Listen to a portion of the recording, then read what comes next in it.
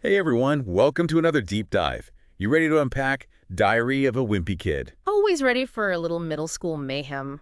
I mean, who isn't right? This book, it's hilarious, but there's also some surprising depth to it. Like, what can we actually learn from Greg Heffley's misadventures? Yeah, on the surface, it's a funny story about this awkward kid trying to survive middle school. But when you look closer, there's a lot to unpack about family dynamics, social pressures, and even ethical dilemmas. Exactly. It's like this perfect blend of humor and insight. So let's start with Greg himself. Yeah. Right away, Kinney lets us know that we're dealing with an unreliable narrator. Oh, yeah, for sure. Like that whole thing about calling his diary a journal. It's like he thinks it makes him sound more sophisticated, But it totally backfires. It just makes him seem even more immature and self-centered. which is pretty much Greg in a nutshell. Right. He's constantly trying to portray himself as cool and in control. But his actions always betray a very different reality. And that's what makes him such a relatable character. We've all been there, right? Trying to project this image of ourselves that's not quite accurate. Especially during those awkward middle school years. Like a universal experience. Totally. And Kinney captures it perfectly with Greg's voice, like the way he describes his family. Oh man, his family's a whole other level of hilarious chaos. You've got Roderick, the stereotypical annoying older brother. Always pranking Greg and tormenting him with his terrible heavy metal band. But there are also these subtle moments of affection between them. Like that time Roderick convinced Greg that he had slept through the entire summer and woke up on the first day of school. It's cruel, but you can't help but laugh. It's that classic love-hate sibling relationship. They drive each other crazy, but deep down there's a weird sort of bond. And then there's Manny, the little brother, who gets away with absolutely everything. He's like this tiny agent of chaos with an invisible shield of parental protection. Remember when he drew all over Greg's bedroom door with permanent marker? No consequences whatsoever. Meanwhile, Greg gets grounded for breathing too loudly. It's that classic family dynamic, the favored younger child. And it just reinforces Greg's sense of being misunderstood and overlooked. Which is a feeling that a lot of listeners probably relate to, especially if they grew up with siblings. Oh, for sure. And let's not forget the infamous Bubby nickname. Oh, yeah, that's social suicide for Craig. Having his little brother calling him that in front of all his cool middle school friends. It's like this constant reminder of his connection to a younger, less sophisticated world. A world that he's desperately trying to escape. Which brings us to one of the most iconic elements of the book, the cheese touch. Oh yeah, the cheese touch. It's like this legendary curse that hangs over the entire school. This old, moldy piece of cheese stuck on the basketball court becomes this symbol of social stigma. Seriously, it's like a middle school version of the plague. Nobody wants to touch it, and whoever does becomes instantly ostracized. The fact that Greg spends half the book terrified of getting the cheese touch just shows how deeply ingrained this fear is in the school culture. It speaks to the power of social contagion, the way beliefs and behaviors can spread rapidly through a group, even when they're based on something completely irrational. Like a moldy piece of cheese. Exactly. And we see this in adult life, too. Well, maybe not with cheese.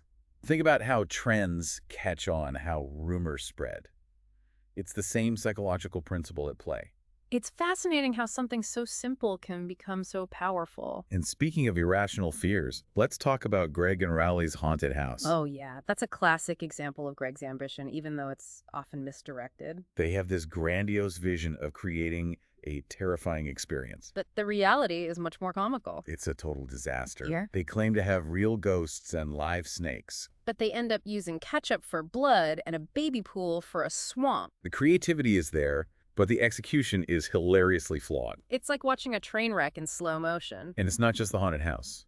Greg's schemes always seem to backfire in spectacular ways. Like when he tries to manipulate the reading group placement tests. So he can land in the easy group. Yeah. But his plan blows up in his face, and he ends up right back where he started. It's like a recurring theme in Greg's life. He's always trying to take shortcuts or outsmart the system. But it rarely works out in his favor. It's a good reminder that sometimes the most straightforward path is the best one. And sometimes you just have to put in the work. Exactly. There's no substitute for effort and perseverance. Okay, you ready for this? Let's talk about Halloween with Greg and Rowley. Oh, yeah. Halloween. It's a recipe for disaster. It's like this perfect storm of Greg's desire for freedom and his parents' attempts to keep him safe. And of course, Rowley's just along for the ride. Greg has this meticulous trick-or-treating plan. He's aiming to double his candy haul from last year. But then his mom makes him take Manny. And to make matters worse, his dad tags along. It's like watching a train wreck in slow motion. They can't go to the cool spooky houses because Manny's too scared. Dad and Mr. Mitchell Rowley's dad are walking at a snail's pace talking about boring grown-up stuff. It's trick-or-treating torture. And just when you think things can't get any worse. They encounter those high school kids who drenched them with the fire extinguisher earlier. And they make the mistake of yelling back at the truck. Which of course makes the teenagers chase them. All the way to Greg's grandma's house. They end up hiding there all night. When they try to call Greg's mom, she's furious. And then they try to make a run for it. And get caught by Greg's dad. Who's lurking in the bushes with a trash can full of water. Ready to ambush any teenagers who dare to walk by. It's a classic dad move. The best part. They lose all their candy. Soaked and defeated, they trudge home, their grand trick-or-treating scheme completely ruined. It's a hilarious ending, but also kind of bittersweet. You almost feel bad for them, even though they kind of brought it on themselves. It's that blend of humor and pathos that makes Kinney's writing so compelling. We laugh at Greg's misfortunes, but we also recognize a bit of ourselves in his struggles. He's a flawed character, prone to bad decisions and self-sabotage. But he's also relatable and ultimately sympathetic. We've all been there, right? Trying so hard to be cool to fit in, to achieve some grand plan. Only to have it all blow up in our faces. It's a universal experience, and Kinney captures it perfectly. But hey, we're just getting started. There's so much more to explore in Greg's world. From his disastrous stint as a safety patrol to his rivalry with Rowley over the Zooey Mama comic strip. Stay tuned for part 2 of our deep dive into Diary of a Wimpy Kid. Until then, I encourage you to reflect on your own middle school memories. Think about those defining moments, the hilarious mishaps, and the social anxieties. How did those experiences shape who you are today?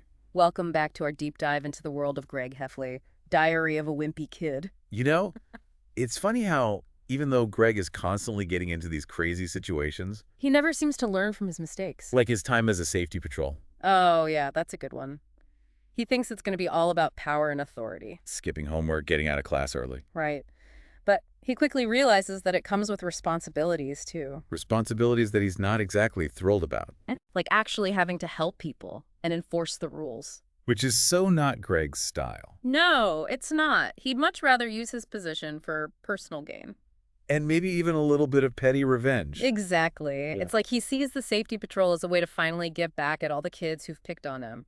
Remember when he torments those poor kindergartners with worms? Oh, yeah. That was hilarious. But also a little bit cruel. It's that classic Greg Heffley move, though, right? Yeah, Good intentions gone horribly wrong. totally.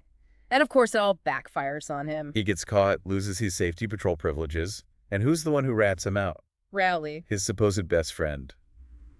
It's the ultimate betrayal. Well, it kind of shows how their friendship is starting to shift. Rowley's not just this naive sidekick anymore, He's starting to realize that Greg doesn't always treat him fairly. and that maybe their friendship isn't as balanced as he thought it was. Right. It's like that moment when you start to see your friend in a new light.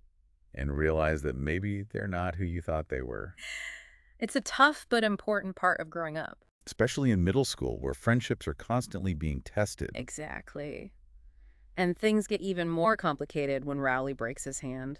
Riding that big wheel that Greg got him for Christmas. Talk about irony. Suddenly, Rowley's the center of attention. Getting sympathy and special treatment from everyone. Especially the girls. And Greg is seething with jealousy. He's been trying so hard to be popular, and Rowley just stumbles into it by accident. It's like the universe is playing a cruel joke on Greg. And then there's the whole Zooey Mama saga. Oh man, that's where things really start to fall apart between Greg and Rowley. They start collaborating on this comic strip. But their comedic sensibilities are totally different. Greg wants to create something witty and intelligent. While Rowley's jokes are, well, let's just say they're not exactly sophisticated. He keeps using the same punchline for every strip, Zooey Mama. And Greg is like, dude, we gotta come up with something better than that. But Greg ends up quitting the comic because he's frustrated with the school newspaper editor. And guess what? Rowley takes over, keeps using the same Zooey Mama punchline. And it becomes a huge hit. It's the ultimate slap in the face for Greg. Rowley's suddenly the most popular kid in school. Everyone's quoting his catchphrase. And Greg is left fuming in the background, feeling completely ripped off. It's like all his worst nightmares have come true. And it all leads to this major showdown between Greg and Rowley. Everyone's expecting a fight. It's this dramatic standoff on the blacktop. And just when you think they're about to come to blows, Those high school bullies show up again. the ones who terrorize them on Halloween, But this time they have a plan. and it involves the cheese touch. They grab Rowley and make him eat the cheese. It's horrifying, but also kind of satisfying. Like, yeah, those bullies totally deserve it. But poor Rowley. And Greg's off the hook. But instead of coming clean, He lets everyone think he threw the cheese away. which technically means he still has the cheese touch. It's such a Greg move. Right, totally. He's always looking out for number one. Even if it means throwing his best friend under the bus. Which is why the ending is so perfect. Rowley gets his revenge. Not by exposing Greg's lie. But by orchestrating Greg's election as class clown in the yearbook. It's the ultimate payback. And it leaves you wondering who really got the last laugh. It's a brilliant ending to a story that's full of twists and turns. And it perfectly captures the complexities of middle school friendships. Welcome back to the deep dive. We're wrapping things up with Diary of a Wimpy Kid, but I'm still reeling from that ending. Oh, yeah. It definitely leaves you with a lot to think about. Rowley orchestrating Greg's class clown title.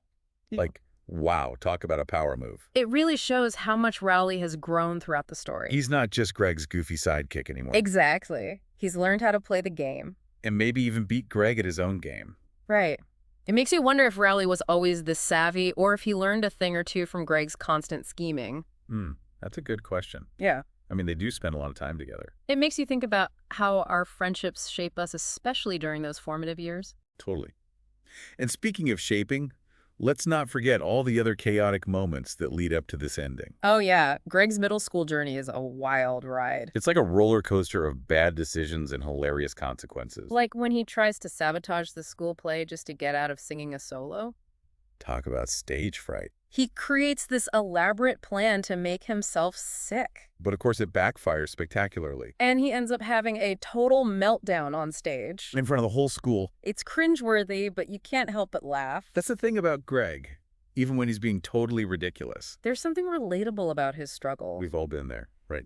Trying to avoid something we're afraid of. And ending up making things way worse in the process. I think he captures that feeling perfectly with Greg's voice. It's like we're right there inside his head. Experiencing all the awkwardness and anxiety of middle school firsthand.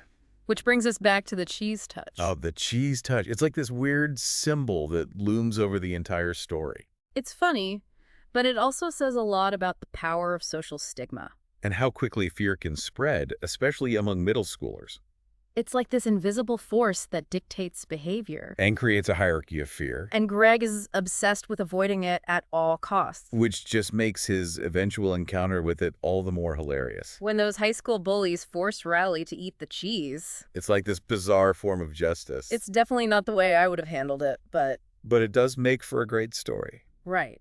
And it brings the whole cheese touch saga to a satisfying conclusion. Though I still can't believe Greg let Rowley take the fall for him. Well, that's Greg for you. He's not exactly known for his selflessness. No, he's not. But that's what makes him such a complex and interesting character. He's flawed, but he's also funny and relatable. And ultimately, I think there's something endearing about his wimpiness. It reminds us that it's okay to be vulnerable. And that we don't always have to be the coolest or most confident person in the room. Exactly. It's a message that I think resonates with readers of all ages. Especially those of us who still remember the awkwardness and uncertainty of middle school. Because, let's be honest, who hasn't felt like a wimpy kid at some point in their life? Yeah, so that wraps up our deep dive into the world of Diary of a Wimpy Kid. It's been a hilarious and thought-provoking journey.